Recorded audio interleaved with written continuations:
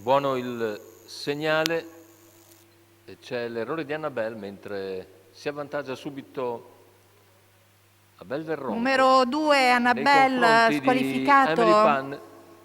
La squalifica per Annabelle, hanno preso vantaggio i due penalizzati. Il primo parziale se ne va in 16 con Abel Del Ronco che conduce, seconda posizione per Emily Pan. A una ventina di metri da Emily Pan c'è Americ Clemar che precede Attalo.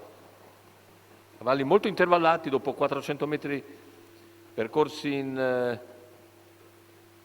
31 e ora 600 che se ne vanno nell'ordine del 46,2. Cavalli sulla retta delle scuderie per andare a completare il giro iniziale.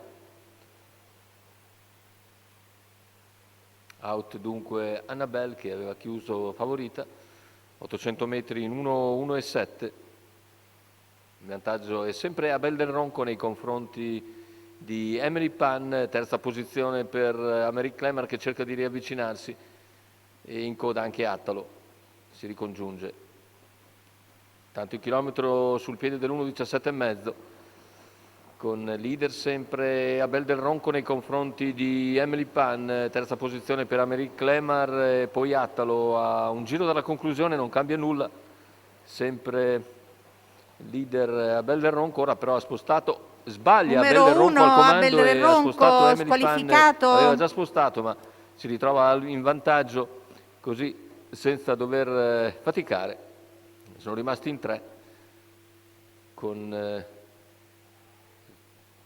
la favorita e un altro dei più attesi out. Emily Pan a 400 dalla conclusione, è in vantaggio nei confronti di Americ Clemar, poi Attalo. Americ Clemar cerca di andare in scia ad Emily Pan ma ancora non riesce ad avvicinarsi. E siamo al completamento della piegata, ingresso in retta d'arrivo, ultimi 180 metri di gara. Entra in testa Emily Pan, Americ Clemar in seconda posizione, più indietro Attalo, si lancia in open stretch.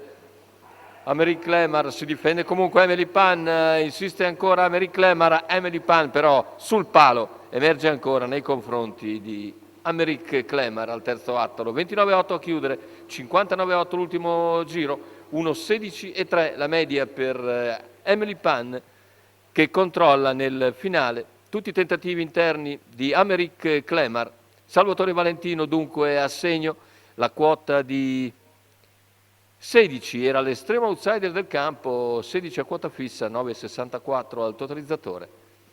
In ogni caso estremo outsider Emily Pan viene a vincere con Salvatore Valentino in salchi e ovviamente al training.